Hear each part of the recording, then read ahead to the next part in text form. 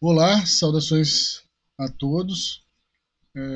Nesse vídeo nós vamos falar sobre o modelo subjetivo. Nós vamos analisar e estudar o modelo subjetivo da, do caminho da abstinência, do Pathway, né? Of Abstinence, que é o caminho da abstinência. Então, nesse modelo subjetivo, nós vamos analisar quem faz parte do caminho da abstinência. Tá? No modelo objetivo, a gente analisa o que faz parte do caminho da abstinência, né? É uma análise objetiva. Aqui, subjetiva refere-se ao sujeito, tá? Ainda existem outras análises, a oblíqua, a desviante e a axiológica, tá?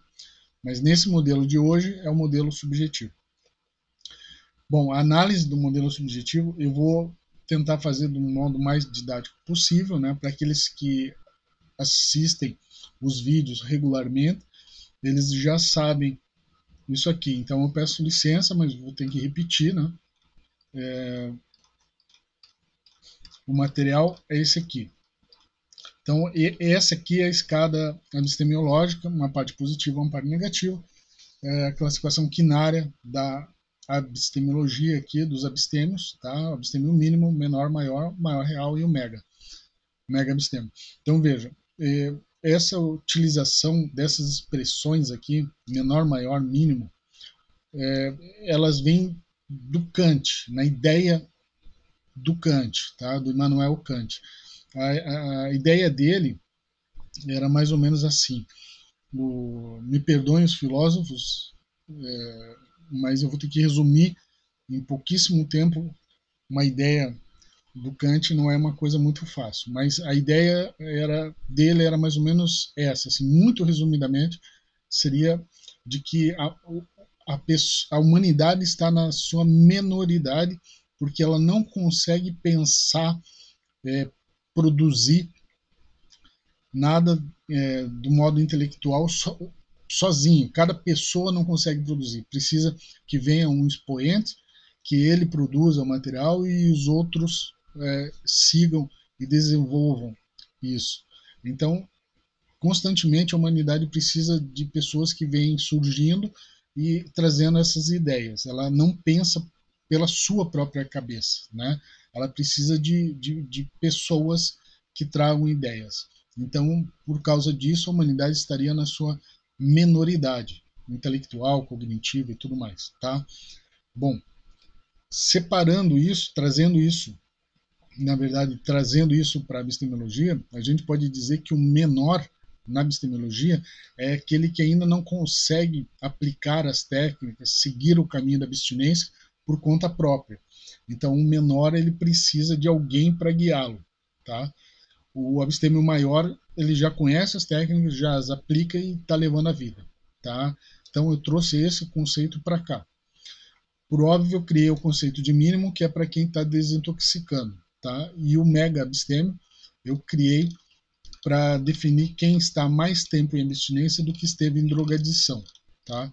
Aí já é mais uma expressão, a expressão mega, muito usada na Conscienciologia, e eu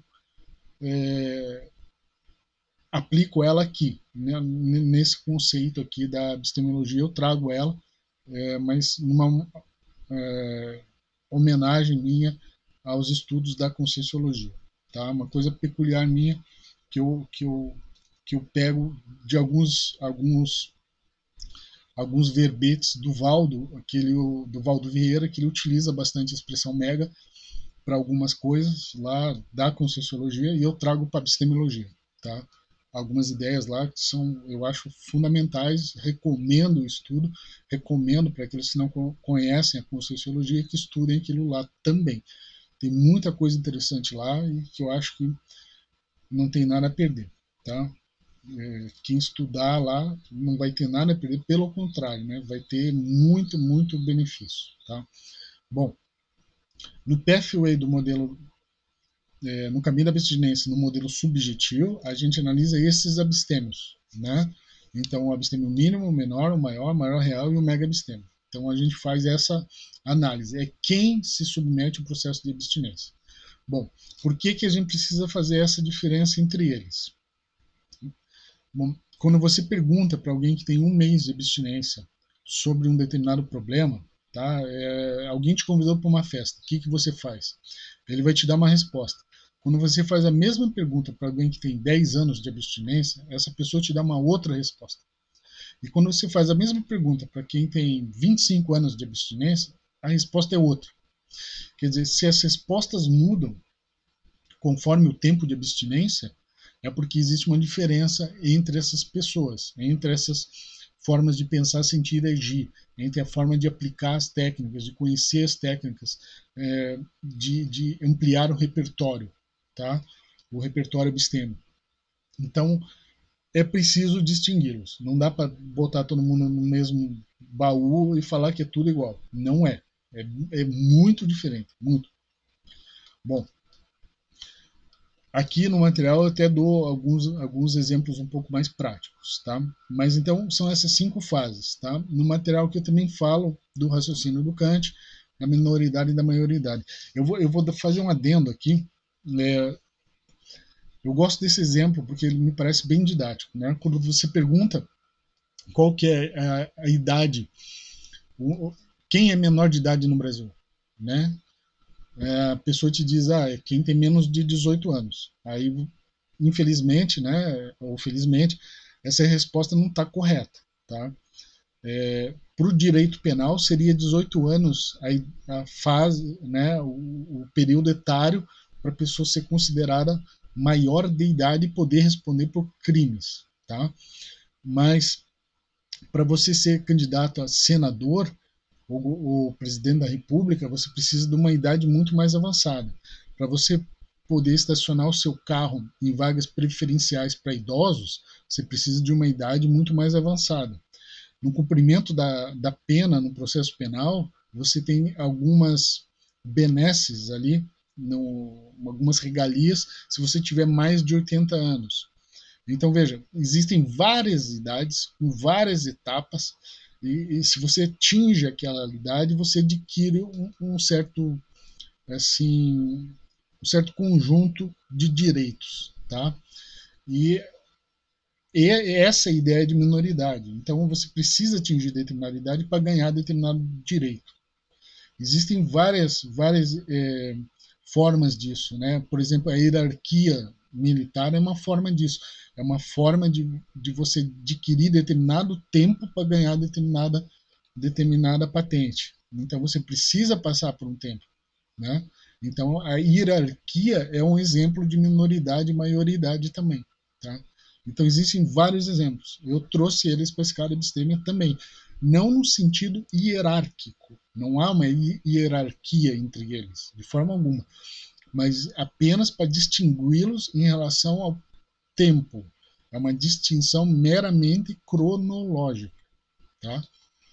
Bom, era sobre o modelo subjetivo, era mais ou menos isso que eu queria falar, porque tudo que eu já falei, tudo que eu for falar agora, além disso, eu já falei em outros vídeos. Então, eu tenho um vídeo lá que fala sobre abstêmio mínimo, sobre abstêmio menor, sobre abstêmio maior, sobre abstêmio maior real e sobre o mega abstêmio. Então, eles já estão. Tem um vídeo para cada um deles, e eu recomendo daí o acesso, tá? Procurem os vídeos sobre ponto F, ponto R, R mais 2, ponto X, Y, ponto Z. Todos esses abstêmios estão retratados nesses períodos da escada, tá? Olha, por que eu recomendo o acesso a esses vídeos? Ó, porque o ponto F inicia o abstêmio mínimo, o ponto R, o abstêmio menor, que vai ter 2 ou 3 anos, o ponto X, o abstêmio maior e real, né? Após o ponto R mais 2 ou mais 3, começa o abstêmio maior. Após o ponto X, começa o abstêmio maior real. Após o ponto Y, um ponto onde a gente tem o período de adicção igual ao período de abstinência. E após o ponto Z, a gente vai ter o período do mega abstêmio, que o período de drogadição é igual ao período de abstinência.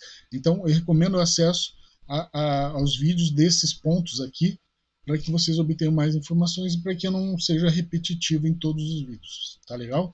Muito obrigado a todos que assistiram o vídeo.